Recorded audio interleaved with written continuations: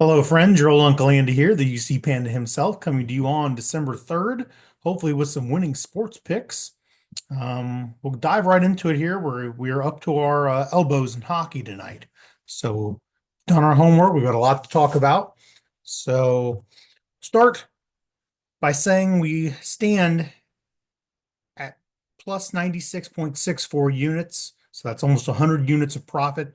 Uh, we hit a low watermark earlier in the weekend over the Thanksgiving weekend of being only up 74 units so far this year.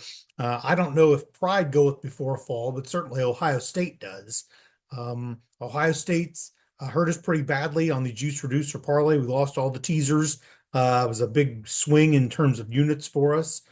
We could be at over 150 units of profit for the year if it were not for Ohio State. We did go ahead and bounce back Sunday. Um, we didn't chase losses, but we did put in a very sensible parlay that got most of that back. A lot of people, maybe they have a bad beat, a bad day, they'll risk everything on one throw, and that's really not the way to do it. It's not the way to preserve your bankroll. All these plays we did post over at Uncle Andy Sports on Twitter.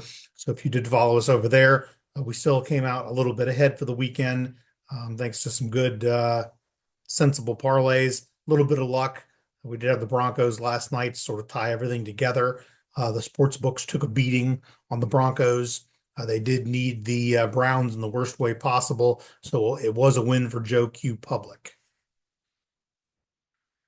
We're going to go ahead and go with a college basketball juice reducer parlay tonight. A lot of these hockey bets that we're going to have were very chalky.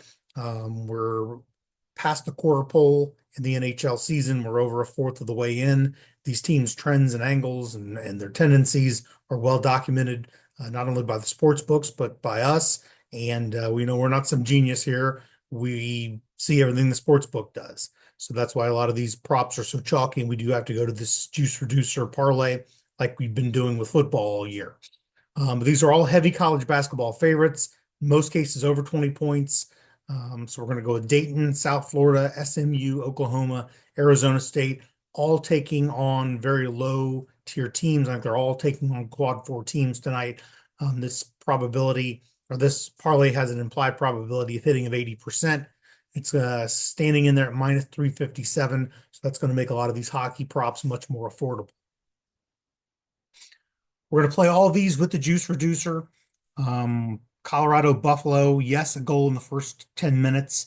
Those two teams are 32 and 17 on that prop so far this year. This prop with the juice reducer, as you can see, is going to pay a positive of plus 112. By itself, it's minus 154. That's what those parentheses mean. We're going to take the Blues and the Jets, also a yes goal in the first 10 minutes. They're 33 and 17 on that prop. I do like San Jose and Washington to go over 5.5. The posted line was minus 6.5. If you look at these two teams and look at their last 5 games and aggregate their average totals, they're averaging 8 goals in each of their last 5 games as an aggregate. So we think definitely they'll get over the 5.5. Same thing with Florida and Pittsburgh. Their aggregate in the last 5 is 6.9. We think they'll get over this total. Any game the Blue Jackets are involved with, it's got a very good chance of going over. They're averaging with the Calgary Flames 7.7 goals in their last 5. These two played last week, and it was a 5-2 victory for the Jackets. I think the Jackets are going to win the game again, but certainly I think we're going to see a lot of goals scored. In the Oilers and Knights, we also went with the over 5.5. Their aggregate in the last 5 is 6.7. They played last week, and it was a 4-2 final. So we do think we're going to go ahead and see some goals tonight. We did get an MGM boost, and so we decided to go ahead and deploy it on a 3-leg parlay of third period overs between the Jackets and the Flames, the Oilers and the Knights, the Isles and the Habs. These 6 teams, I should say, are a combined 112 and 34 on third period overs this year. So they're hitting at a clip of 76.7%. I like our chances in this almost 3-to-1 parlay. We're going to do a second period over 1.5, 2-leg parlay with Colorado, Buffalo, and the Sharks and the Caps. Going to pay 128. And these 4 teams combined are 69 and 31 to second period overs. So they're hitting at 69% altogether. As I mentioned a moment ago, I do like the Blue Jackets. I like them to win outright. I think that's a good standalone bet. We are going to take them on the puck line plus the 1.5. We're going to pair that with the Minnesota Wild just to score first. That's going to be a plus 120 payout. And in the 24 games the Wild have played this year, they've scored first in 15 of those games. They're at home and they're playing the Vancouver Canucks, who've scored first in just 9 of their 22 games. So we like what all the data is telling us there on that prop. I also love the first period under, and so did the sports book for the Canucks and Wild. It was a minus 120. MGM is very bad sometimes about not offering the best odds on lines. They're really much more of a square book, I think.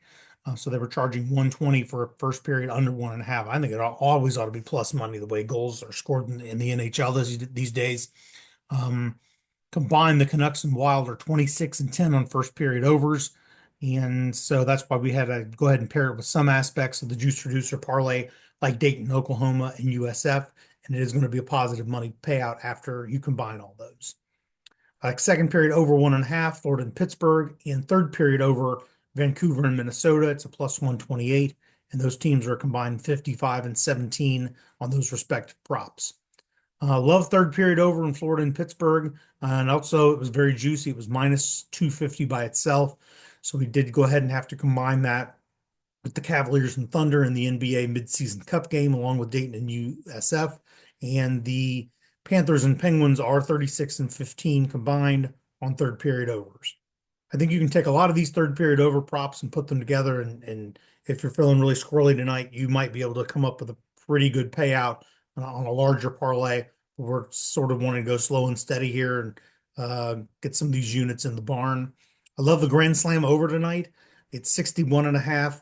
I have it capped at 64.7. If you look at the last 5 game aggregate for all the teams playing tonight, that number of the aggregate says it's going to be 66. I think the book is sort of shortchanging the Grand Slam tonight because these teams have all had a couple of days off by and large after the flurry of the Thanksgiving weekend travel. And a lot of teams playing 3 games in 4 days. I think they had a lot of tired legs. I think the book is thinking logically that after a few days rest, these teams are going to go back and play defense, and maybe they will. Who knows? But the data certainly would lend me to believe that it's going to be goal city tonight. And I think a couple of these games could well get out of hand. This Florida Pittsburgh game could get out of hand. Certainly the Jackets and Flames. Wouldn't surprise me if there were 11 goals scored. So we're going to go ahead and bet that we see some goals this evening. There's a lot of college basketball games going on tonight, but I don't have enough data, in my opinion, to go ahead and make any big judgments on some of them. Might put something together later on the Bearcats at Villanova. Go Cats.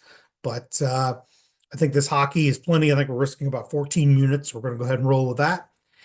And I hope everyone has a good evening. And if you tail us to the window, we will cash tickets together. Have a good night, everybody.